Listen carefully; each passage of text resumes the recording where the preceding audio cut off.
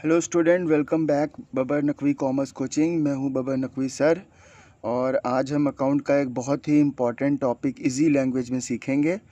आज का टॉपिक है, आज फाइनल अकाउंट मैं आपको बताऊंगा और फाइनल अकाउंट का पार्ट 1 टॉपिक है।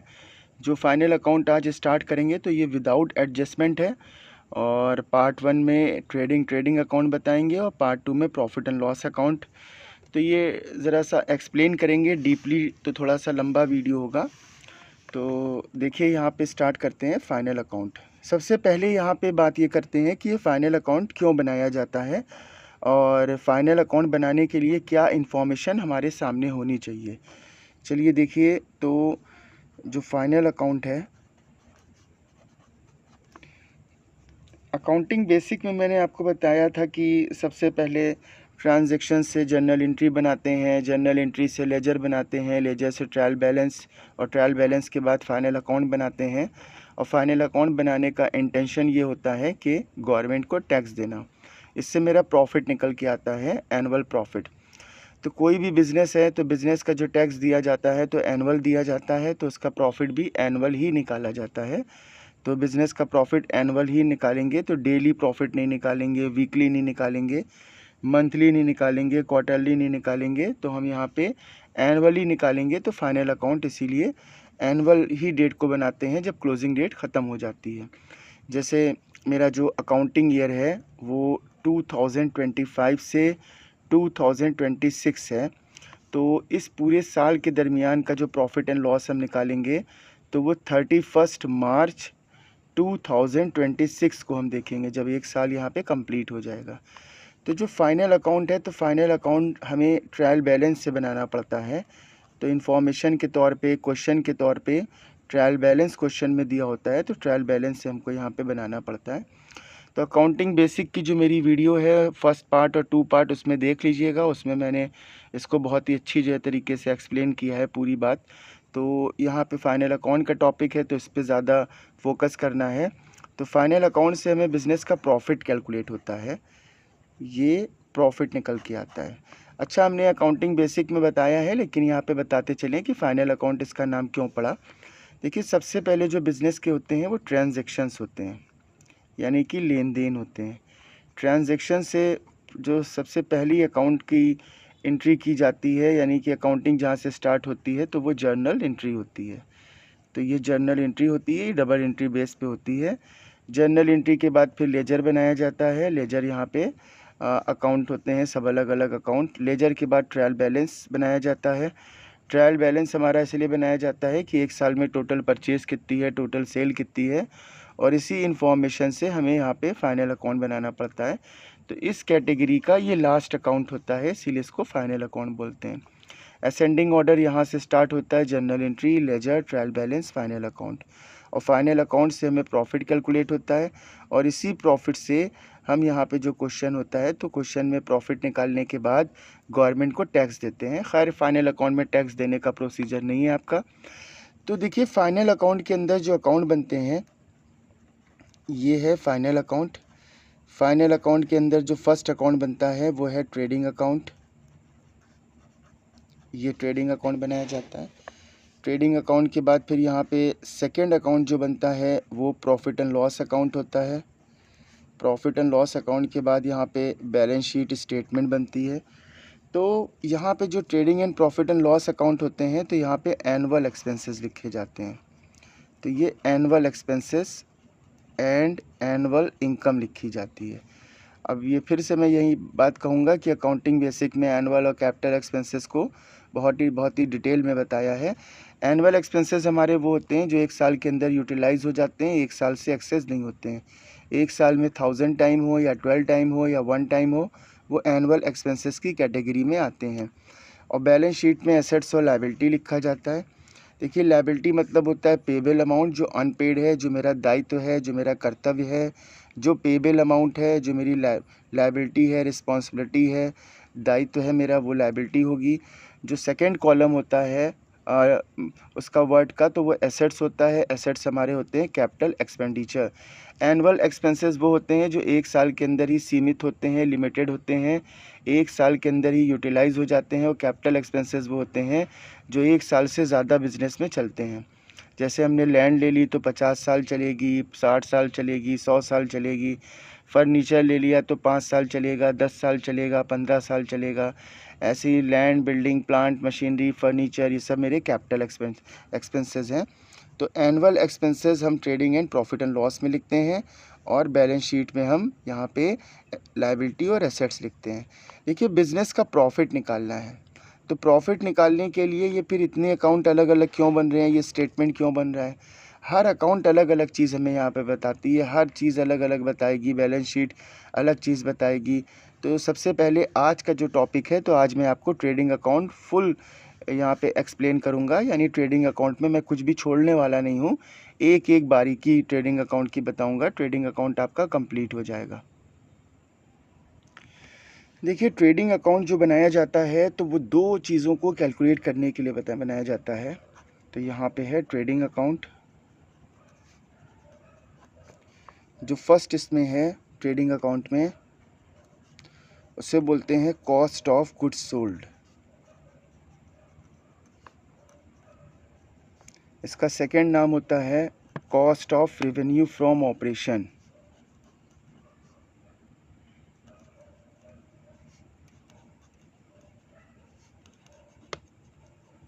ये cost of revenue from operation हो गया। देखिए, कॉस्ट ऑफ गुड्स सोल्ड के नाम ही से पता चल रहा है कि जो गुड्स मैंने सेल किया है उसकी कॉस्ट, और इसका दूसरा नाम होता है cost of revenue from operation. देखिए, ऑपरेशन मतलब होता है ऑपरेटिंग नेचर। ऑपरेटिंग नेचर के जो मेरे एक्सपेंसेस होते हैं, ऑपरेटिंग नेचर की जो मेरी इनकम होती है। तो यहाँ पे रेवेन्यू माने इनकम होता है, यानी कि ऑपरेटिंग नेचर की रेवेन्यू। ऑपरेटिंग मतलब यहाँ पे नेचर की रेवेन्यू से मतलब ये है कि जैसे मैं कोचिंग को ऑपरेट करता हूँ, तो कोचिंग से जो मेरी फ़ीस होगी, तो जो मेरी ऑपरेटिंग इनकम होगी वो फ़ीस होगी। तो फ़ीस वाली जो मेरी इनकम होगी, तो वो ऑपरेटिंग इनकम हमारी कहलाई जाएगी। तो उसी से रिलेटेड जो एक्सपेंसेस होंगे, तो वो cost of revenue from operation होंगे।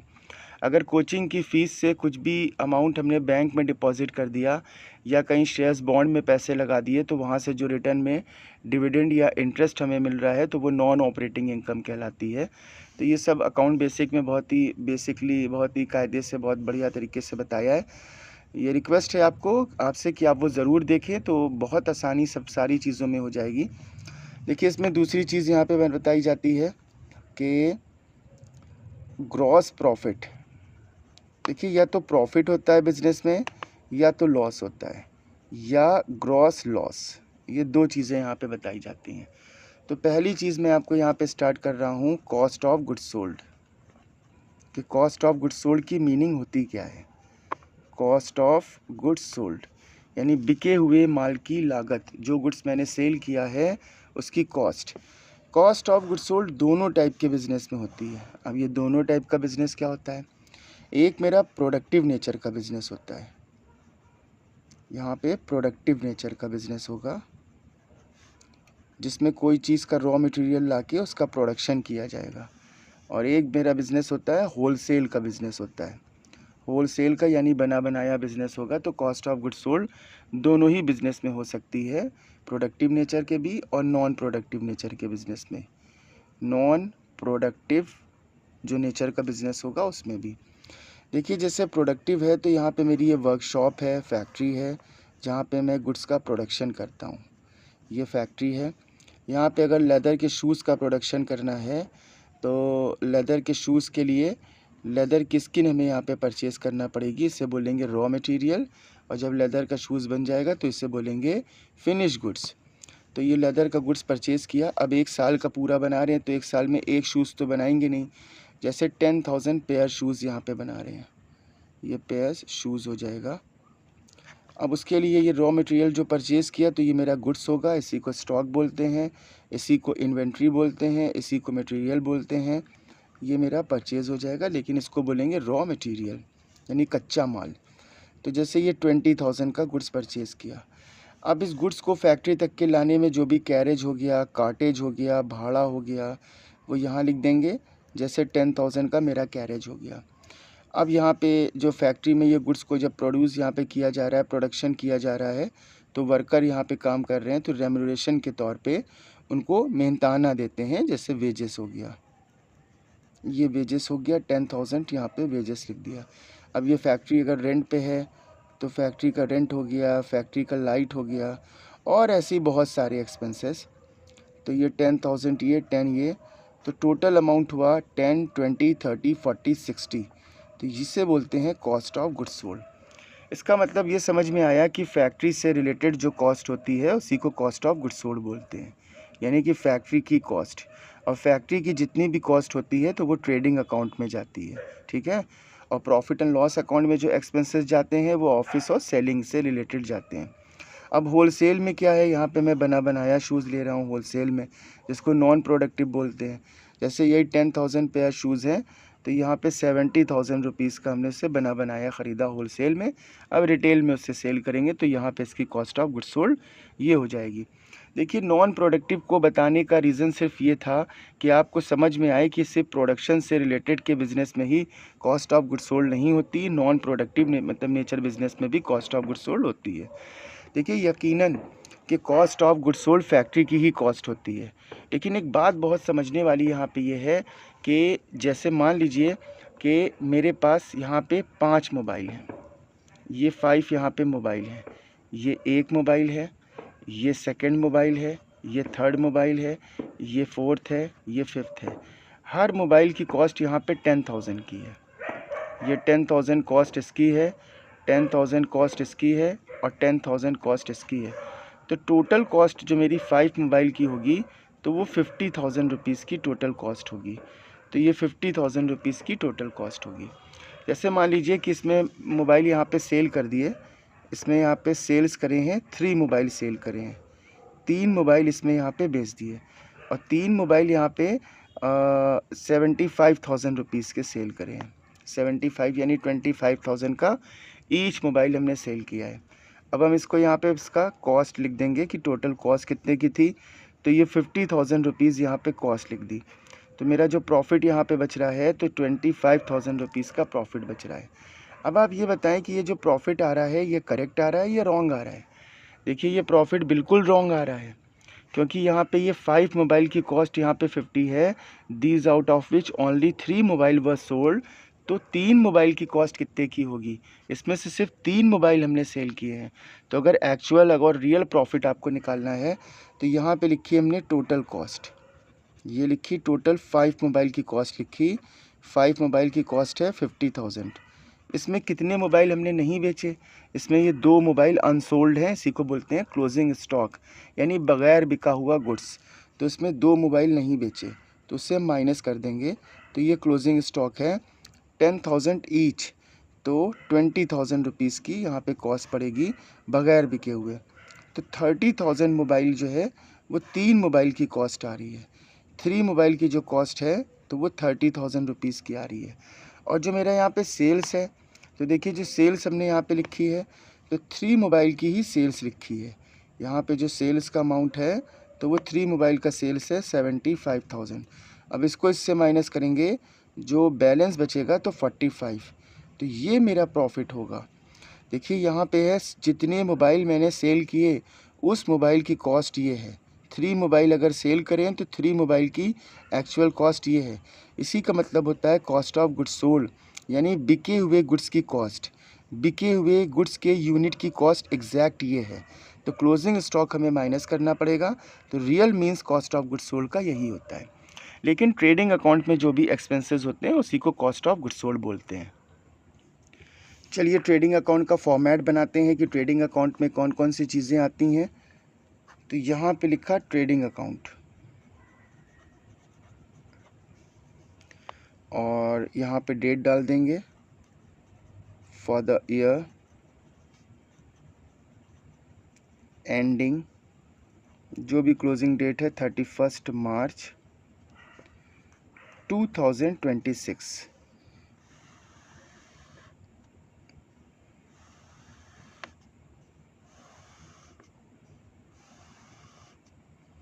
इधर लिखेंगे पार्टिकुलर, ये अमाउंट ये पर्टिकुलर और ये अमाउंट। अभी ग्रॉस प्रॉफिट की भी डिफरेंस नहीं है ना, कि ग्रॉस प्रॉफिट क्या होता है, लेकिन ट्रेडिंग अकाउंट स्टार्ट कर दिया है। अब यहाँ पे कुछ रफ वर्क करके दिखाते हैं, कुछ ज़रा से यहाँ पे चीज़। जैसे मान लीजिए ये है मेरी फैक्ट्री, ये मेरी फैक्ट्री है, ठीक है, जहाँ पे गुड्स का प्रोडक्शन होता है। और फैक्ट्री जो यहाँ पे ये है, तो ये है सप्लायर जिनसे रॉ मटेरियल हम परचेज़ करते हैं, ये सप्लायर हो जाएंगे। जैसे लेदर के शूज़ का प्रोडक्शन होता है, तो लेदर के शूज़ की, लेदर की स्किन ये यहाँ पे बेचते हैं, इनसे हम यहाँ पे ख़रीदते हैं। तो सबसे पहले जो ईयर हम यहाँ पे बना रहे हैं, तो वो 2025 से 2026 का ईयर है। तो इससे जस्ट प्रीवियस ईयर जो होगा, इससे ठीक 1 साल पहले का जो ईयर होगा, वो 2024 से 2025 होगा। उसका जो लास्ट डे होगा, तो वो होगा 31 मार्च 2025। तो उस दिन ज़रूरी नहीं है कि कुछ ना कुछ, मतलब सारा गुड्स सेल हो जाए, तो कुछ ना कुछ गुड्स ऐसा होगा जो सोल्ड होने से बचा होगा, जिसे हम बोलेंगे अनसोल्ड गुड्स, यानी कि क्लोजिंग स्टॉक, बगैर बिका हुआ माल। तो उसे फेंक तो देंगे नहीं, तो उसे इस साल इंक्लूड करेंगे, तो उसको बोलते हैं opening stock, to opening stock. देखिए यहाँ पे एनुअल एक्सपेंसेस लिखेंगे फैक्ट्री से रिलेटेड, और यहाँ पे एनुअल इनकम लिखेंगे फैक्ट्री से रिलेटेड, ठीक है। तो ओपनिंग स्टॉक मेरा जैसे 10,000 है, तो 10,000 यहाँ पे लिख दिया। अब इतने जो है गुड्स से तो मेरा काम चलेगा नहीं, ज़्यादा ऑर्डर आया है तो ज़्यादा गुड्स हमें सप्लाई करना पड़ेगा, तो ये सप्लायर से गुड्स यहाँ पे परचेज़ कर लिया। जैसे इनसे 2 लाख का गुड्स यहाँ पे परचेज़ किया, तो ये परचेजेज़ हो जाएगी, परचेजेज़ हो गई 2 लाख की।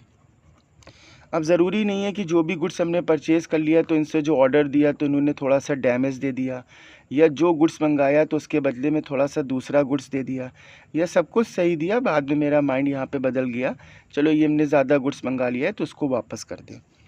तो अगर नेट परचेज़ देखना है, तो परचेज़ रिटर्न हमें माइनस करना पड़ेगा। जैसे 10,000 का गुड्स इन्होंने वापस कर दिया, तो नेट यानी कि एग्जैक्ट परचेज़ 1,90,000 होगा। अब ये सप्लायर के यहाँ से गुड्स को लाने का जो भी कैरेज होगा, जो भी फ्रेट होगा, जो भी भाड़ा होगा, तो उसको बहुत नामों से बोला जाता है। कैरेज इनवर्ड बोलते हैं, कैरेज ऑन परचेज़ बोलते हैं, फ्रेट बोलते हैं, फ्रेट इन बोलते हैं, फ्रेट ऑन परचेज़ बोलते हैं, रेलवे फ्रेट जो है बोलते हैं, बहुत अलग अलग नाम से बोलते हैं। तो इसका नाम होता है कैरेज ऑन परचेज़, यानी कि कैरेज इनवर्ड, इन माने अंदर, वर्ड माने ओर, यानी अंदर की ओर का भाड़ा, ठीक है। तो ये होगा कैरेज इनवर्ड, यानी कैरेज ऑन परचेज। अगर खाली कैरेज भी लिखा है तब भी इसी में आएगा, प्रॉफिट एंड लॉस में तब आएगा जब कैरेज ऑन सेल लिखा होगा या कैरेज आउटवर्ड होगा। आउट माने बाहर, वर्ड माने ओवर, यानी बाहर की ओर का भाड़ा। अब देखिए, अगर हम दूसरे जैसे कंट्री से गुड्स ला रहे हैं, तो एयरपोर्ट की जो अथॉरिटी होती है वो हमसे टैक्स लेती है, तो गुड्स की कॉस्ट यहाँ पे बढ़ जाती है, तो उसको बोलते हैं इंपोर्ट ड्यूटी या इंपोर्ट टैक्स। ये इंपोर्ट टैक्स हो गया, जैसे 10,000 का टैक्स ही हो गया। अगर हम जैसे यहाँ पे पानी के रास्ते से ला रहे हैं, तो शिप का जो स्टेशन होता है तो उसको पोर्ट बोलते हैं, तो पोर्ट वाले जो टैक्स लेंगे तो वो पोर्ट टैक्स हो जाएगा, यानी बंदरगाह पोर्ट को बोलते हैं जो उसका स्टेशन होता है, तो ये पोर्ट टैक्स हो जाएगा। आप लोग कार से कहीं जाते होंगे, कोई सामान ले जाके लेता होगा, कोई जैसे सामान ले जा रहा है कहीं पे कोई चीज़ से, तो जो हाईवे पड़ता है, तो हाईवे पे एक टोल टैक्स पड़ता है, तो टोल टैक्स में इसको बोलते हैं ऑक्ट्राई। जैसे अब यहाँ पे एयरपोर्ट अथॉरिटी से टैक्स दे दिया है, जो हाईवे पे ट्रॉली से, जैसे ट्रक से अगर कोई गुड्स आ रहा है तो उससे बोलते हैं ऑक्ट्राई। तो ये अलग अलग लेवल का यहाँ पे टैक्स था, तो ये ऑक्ट्राई हो गया 10,000। अब फाइनली गुड्स मेरे यहाँ आ गया है, तो फैक्ट्री में आ गया है, तो फैक्ट्री में जो वर्कर यहाँ पे काम कर रहे हैं, तो वर्कर को रेम्युनरेशन के तौर पे जो हम वेजेस देंगे, तो वो वेजेस इधर आ जाएगा। वेजेस के अलावा जो फैक्ट्री अगर रेंट पे है, तो फैक्ट्री का रेंट होगा, तो वो भी इसी में आ जाएगा। देखिए, रेंट के आगे फैक्ट्री लिखा होना चाहिए, नहीं तो वो ऑफिस का माना जाता है। ये फैक्ट्री का रेंट है। कुछ लिखा पढ़ी का काम यहाँ भी होता होगा, तो ये फैक्ट्री की स्टेशनरी है। लिखा पढ़ी यानी कि लेखन सामग्री बोलते हैं स्टेशनरी को। अब यहाँ पे जैसे फैक्ट्री की लाइटिंग वगैरह है, तो ये फैक्ट्री की लाइटिंग हो गई। इलेक्ट्रिसिटी बिल वगैरह जो होता है, इलेक्ट्रिसिटी यूज़ होती है तो उसको लाइटिंग बोलते हैं।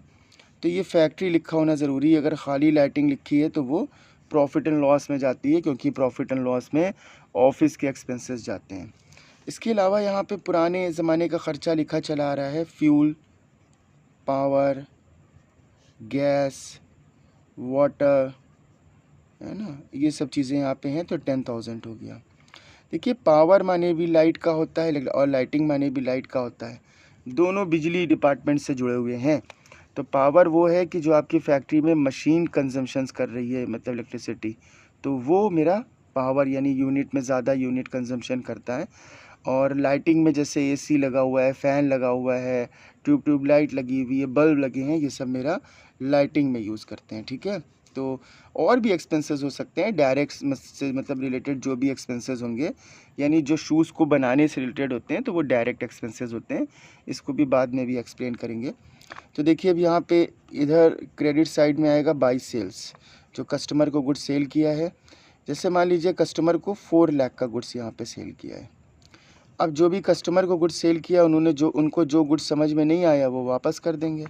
उन्होंने 20,000 का गुड्स यहाँ पे हमें वापस कर दिया। तो जो एग्जैक्ट मेरी सेल हुई, नेट सेल हुई, टोटल सेल हुई, तो 3,80,000 हुई। सेल्स रिटर्न को बोलते हैं रिटर्न इनवर्ड। रिटर्न इनवर्ड का मतलब होता है अंदर की ओर वापस होना। इन माने अंदर, वर्ड माने और रिटर्न माने वापस होना। तो जो गुड्स बाहर जाएगा यानी जो हमने सेल किया वही रिटर्न होगा। और परचेज रिटर्न को बोलते हैं रिटर्न आउटवर्ड, यानी बाहर की ओर गुड्स वापस होना। तो जो गुड्स हमने परचेज़ किया है वही बाहर की ओर वापस होगा। अब जिस डेट का हम अकाउंट बना रहे हैं तो उस साल में ज़रूरी नहीं है कि सारा गुड्स मेरा सेल हो जाए।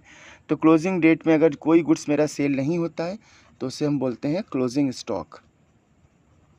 ये क्लोजिंग स्टॉक हमारा हो जाएगा। जैसे यहाँ पे 20,000 का क्लोजिंग स्टॉक है।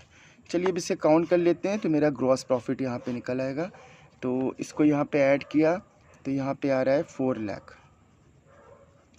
अब दोनों तरफ देख लेते हैं। चलिए यहीं से लग रहा है कि क्रेडिट कॉलम ज़्यादा है, तो ये 4 लाख हो गया। एक्चुअल में ये भी एक लेजर होता है, ये डेबिट होता है, ये क्रेडिट होता है, लेकिन जर्नल एंट्री के बेस से ट्रेडिंग अकाउंट कोई नहीं बताता है। तो यहाँ पे ये हो गया 1 लाख, ये 10,000, ये चलिए 2 लाख मानते हैं। 10, 20, 30, 40, 50, 60, 70, 80, 90। तो इस तरफ का हो रहा है 4 लाख और ये 2,90,000, यानी 1,10,000 रुपीज़ का जो डिफरेंस आ रहा है वो मेरा ग्रॉस प्रॉफिट है। यानी क्रेडिट कॉलम ज़्यादा है और डेबिट कॉलम कम है, एक्सपेंसेस मेरे कम है, इनकम ज़्यादा है। तो जो बैलेंस बचेगा उसको बोलेंगे ग्रॉस प्रॉफिट कैरी डाउन, यानी कि इसको ट्रांसफ़र करना है। तो इसी को ग्रॉस प्रॉफिट बोलते हैं। देखिए एक्चुअल में जो मेरी फैक्ट्री होती है, ठीक है, अब मैं आपको यहाँ पे थोड़ा सा ग्रॉस प्रॉफिट के बारे में बता रहा हूँ और ग्रॉस लॉस के बारे में बता रहा हूँ। तो यहाँ पे ये है फैक्ट्री, और जैसे फैक्ट्री के टोटल एक्सपेंसेस यहाँ पे हुए 2,90,000 के टोटल एक्सपेंसेस हो गए। अब फैक्ट्री में जो भी गुड्स आ रहा है, जो भी गुड्स सेल कर रहे हैं, वर्कर को रेमरेशन के तौर पे वेजेस दे रहे हैं, इलेक्ट्रिसिटी बिल दे रहे हैं, रेंट दे रहे हैं, तो उन सब का हमें रिकॉर्ड रखना ज़रूरी होता है, क्योंकि हमें गवर्नमेंट को टैक्स देना है। तो हर एक्सपेंसेस और हर इनकम का रिकॉर्ड रखना होगा। ठीक है, तो रिकॉर्ड रखने के लिए एक ऑफिस का डिपार्टमेंट हमने यहाँ पे खोल लिया है। ऑफिस में एम्प्लॉय है, एम्प्लॉय को सैलरी दे रहे हैं, ऑफिस का रेंट है, ऑफिस में इक्विपमेंट्स लिए हैं, कंप्यूटर वगैरह है, ऑफिस की रिपेयरिंग करा रहे हैं, कंप्यूटर की रिपेयरिंग करा रहे हैं, ये सब मेरे ऑफिस एक्सपेंसेस हो जाएंगे। ऑफिस एंड सेलिंग एक्सपेंसेस, अब सेलिंग एक्सपेंसेस भी सब इसी में आ जाएंगे। कोई भी गुड्स जब तक सेल नहीं होता, जब तक उसका ऐड ना करें, पैकिंग हो गया, प्रिंटिंग हो गया, ये सब चीज़ें मेरे सेलिंग एक्सपेंसेस की कैटेगरी में आते हैं। जैसे मान लीजिए कि यहाँ पे 50,000 मेरे ऑफिस और सेलिंग एक्सपेंसेस हुए। एक साल में जो मेरी सेल्स है, तो यहाँ पे 4 लाख की टोटल ये सेल्स है। अगर हम यहाँ पे टोटल एक्सपेंसेस माइनस करेंगे तो 2,90,000 और 50, तो इन दोनों को ऐड करेंगे तो 3,40,000 हुआ। तो 3,40,000 टोटल कॉस्ट है। अब ये मेरा जो प्रॉफिट आएगा तो ये नेट प्रॉफिट होगा, यानी कि एक्चुअल प्रॉफिट होगा, एग्जैक्ट प्रॉफिट होगा। लेकिन अगर हम सेल को यहाँ पे सेल्स लिखा 4 लाख और इसमें सिर्फ फैक्ट्री से रिलेटेड एक्सपेंसेस माइनस कर रहे हैं, जिससे बोलते हैं कॉस्ट ऑफ गुड सोल्ड, तो फैक्ट्री से रिलेटेड एक्सपेंसेस की जो अमाउंट है वो 2,90,000 है। तो इसको इससे माइनस करेंगे तो 1,10,000 बचेगा, तो इससे बोलेंगे ग्रॉस प्रॉफिट, यानी ग्रॉस प्रॉफिट वो होता है कि जो एक्चुअल प्रॉफिट नहीं होता है, इसमें अभी कुछ और इनकम और एक्सपेंसेस को एडजस्ट करना है जो प्रॉफिट एंड लॉस में आते हैं। तो ग्रॉस प्रॉफिट की डेफिनेशन ये है, अगर एक्सपेंसेस इसके ज़्यादा हो गए और एक्सपेंसेस अगर इसके ज़्यादा हो गए, इनकम कम हो गई, तो जो बैलेंस आएगा तो वो ग्रॉस लॉस में आएगा। देखिए ट्रेडिंग अकाउंट मैंने आपको यहाँ पे समझा दिया, लेकिन अभी भी एक यहाँ पे ज़रा सा प्रॉब्लम है। प्रॉब्लम ये है कि हमने आपको बताया कि जो प्रॉफिट एंड लॉस निकलता है, ग्रॉस प्रॉफिट निकलता है, तो वो एनुअल एक्सपेंसेस का निकलता है, एनुअल प्रॉफिट का निकलता है। तो देखिए ये जितने भी एक्सपेंसेस मेरे हैं, अगर हम गुड्स को यहाँ पे हटा दें तो ये एनुअल एक्सपेंसेस हैं और ये मेरी एनुअल सेल है। लेकिन स्टॉक के बारे में आप यहाँ पे सोचिए कि एक स्टॉक मेरे पास पहले से रखा था, एक स्टॉक यहाँ पे परचेज़ किया और एक क्लोजिंग स्टॉक मेरा यहाँ पे बच गया। तो ये स्टॉक का ट्रीटमेंट क्या है? जैसे मान लीजिए कि क्वेश्चन में लिखा होता है कि 1,90,000 का गुड्स हमने परचेज़ किया और पूरा यूटिलाइज़ हो गया, ना क्लोजिंग स्टॉक होता ना ओपनिंग स्टॉक होता, तो चलिए 1,90,000 लिख देते। ये क्लोजिंग स्टॉक यहाँ पे लिखने की ज़रूरत नहीं थी। देखिए यहाँ पे क्या है कि जैसे मान लीजिए कि मुझे हज़रतगंज जाना है और मेरी बाइक में जैसे 200 रुपीज़ का पेट्रोल पहले से पड़ा है। ये पेट्रोल पहले से, मुझे डाउट हुआ कि कहीं रास्ते में ख़त्म ना हो जाए, ये ना हो जाए, तो मैंने अपने करीबी जो वो हैं पेट्रोल पंप, वहाँ से 500 रुपये का पेट्रोल डलवा लिया। ठीक है, अब ये पेट्रोल मेरे पास और आ गया। अब जब हम वहाँ से लौट के आए, तो लौट के आने के बाद हमने देखा कि उसमें से 150 रुपये का पेट्रोल मेरे पास बच गया, ये सेव हो गया। यानी हज़रतगंज गए और हज़रतगंज से लौट के आए, तो इस जर्नी में बताइए कितने रुपए का पेट्रोल हमने ख़र्चा किया। 200 का पहले से था, 500 का परचेज़ किया, तो 700 मेरे टोटल हो गए और 150 का बच गया। 150 का बच गया तो इसका मतलब 550 रुपीज़ का पेट्रोल हमने यहाँ पे कंज्यूम किया। ऐसे ही यहाँ पे ये जो मेरा पहले से रखा था, तो इसको बोलते हैं ओपनिंग स्टॉक। जो नया हमने पेट्रोल ख़रीदा उसे बोलते हैं परचेज़। जो लास्ट में अनयूज्ड हुआ उसे बोलते हैं क्लोजिंग स्टॉक।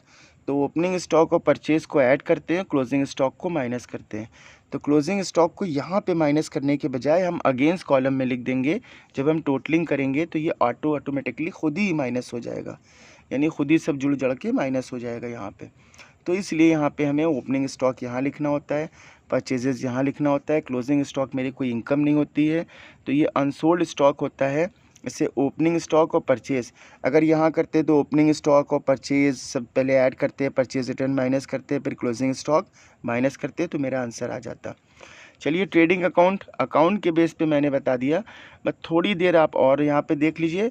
अब मैं आपको इसको फॉर्मूले के बेस पे बताता हूँ, ताकि ये आपका ये मतलब ट्रेडिंग अकाउंट बहुत परफेक्ट हो जाए, बहुत स्ट्रांग हो जाए। देखिए जैसे मानिए कि कोई भी चीज़ है तो उसकी कॉस्ट है ये, और कॉस्ट में हमने प्रॉफिट ऐड कर लिया, तो क्या बन के आता है मेरा इज इक्वल टू सेल्स। जैसे मानिए कि 100 रुपीज़ की कॉस्ट है, 50 रुपीज़ की सेल है, तो ये टोटल हुआ 150, ये सेल हो गया। अब जैसे इसमें फर्स्ट क्वेश्चन बनाना है, इस क्वेश्चन में कॉस्ट गिवन है 100 रुपीज़ की और प्रॉफिट भी गिवन है 50 रुपीज़ का, और सेल्स यहाँ पे पता करना है। तो देखिए इस क्वेश्चन में सबसे पहले लिखेंगे सेल्स इज इक्वल टू, अब यहाँ पे सेल्स के बाद क्या चीज़ हम ऐड करें कि यहाँ पे सेल्स हो जाए, तो कॉस्ट और प्रॉफिट को ऐड करेंगे तो सेल्स हो जाएगा। तो sales is equal to cost plus profit. तो कॉस्ट की वैल्यू है 100 और प्रॉफिट 50, यानी कि कितना हो गया, ये 150 हो गया। अब सेकंड क्वेश्चन में यहाँ पे कॉस्ट गिवन रहेगी और सेल्स गिवन रहेगी। सेल्स है 150, अब इसमें प्रॉफिट कैलकुलेट करना है। तो जब प्रॉफिट कैलकुलेट करना होगा तो प्रॉफिट को इज इक्वल टू से पहले लिखेंगे, profit is equal to sales minus cost. Sales में कॉस्ट को माइनस कर देंगे। तो देखिए जो सेल्स की वैल्यू है वो है यहाँ पे 150 और कॉस्ट की वैल्यू है 100, तो प्रॉफिट की वैल्यू होगी 50। ये फर्स्ट क्वेश्चन बनाया, ये सेकंड क्वेश्चन है और ये थर्ड क्वेश्चन है। थर्ड क्वेश्चन में यहाँ पे क्या देते हैं, सेल्स और प्रॉफिट दे देते हैं।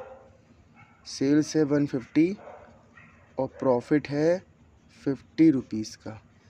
इसमें कॉस्ट पता करना है, तो इसमें कॉस्ट पता करने के लिए सबसे पहले हमें profit is equal to sales में कॉस्ट को माइनस कर देंगे।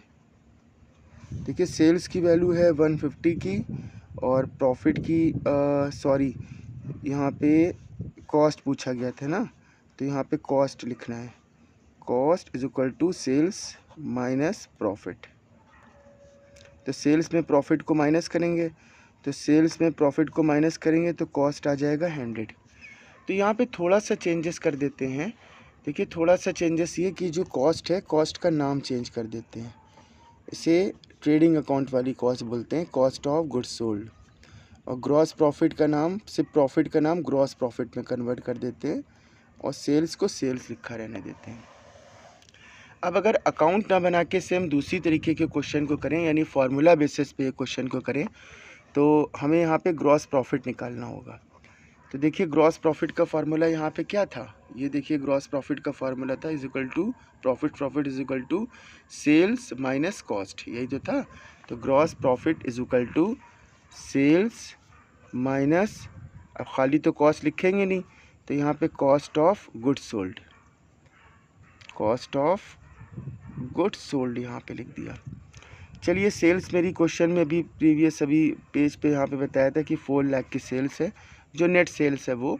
वैसे तो सेल्स यहाँ पे नेट सेल्स आप निकाल लें, ग्रॉस सेल्स से सेल्स रिटर्न को माइनस कर दें तो आपका नेट सेल आ जाएगा। कॉस्ट ऑफ गुड्स सोल्ड इसमें नहीं दिया हुआ है, तो आपको कॉस्ट ऑफ गुड्स सोल्ड निकालना होगा, क्योंकि आप ये ट्रेडिंग अकाउंट बना के नहीं कर रहे हैं, फार्मूला बेसिस कर रहे हैं। तो या तो ट्रेडिंग अकाउंट बना के करें या तो फार्मूला के बेस पे करें, दोनों में से कैसे भी कर सकते हैं। तो cost of goods sold, cost of goods sold में क्या क्या चीज़ें ऐड होती हैं, ट्रेडिंग अकाउंट के डेबिट में आने वाली सारी चीज़ें जो फैक्ट्री से रिलेटेड होती हैं वो कॉस्ट ऑफ गुड्स सोल्ड होती हैं। और इसमें क्लोजिंग स्टॉक माइनस किया जाएगा, क्योंकि क्लोजिंग स्टॉक वो स्टॉक होता है जो अनसोल्ड स्टॉक होता है, जो स्टॉक अनयूज्ड होता है, जिसको यूज़ नहीं करते हैं, तो उसे हमें यहाँ पे माइनस करना होगा।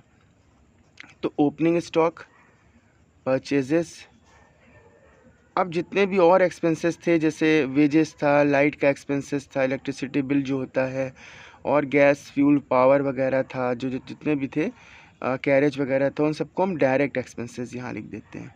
तो ये डायरेक्ट एक्सपेंसेस हो जाएंगे। इसमें क्लोजिंग स्टॉक माइनस कर देंगे।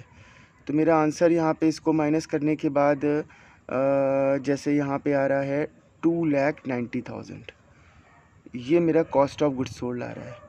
2,90,000 का कॉस्ट ऑफ गुड्स सोल्ड है। अब सेल्स में cost of goods sold minus करेंगे तो gross profit is equal to 1,10,000, ये 1,10,000 का मेरा ग्रॉस प्रॉफिट हो जाएगा। तो ग्रॉस प्रॉफिट हमें इसी को बोलते हैं, तो ऐसे ही ग्रॉस प्रॉफिट निकाला जाता है।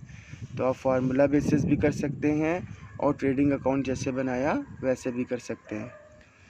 ओके स्टूडेंट, अगर वीडियो आपको पसंद आई है तो सब्सक्राइब ज़रूर करिएगा और अपने क्लासमेट वगैरह सबको सेंड करिए। Okay, thank you so much.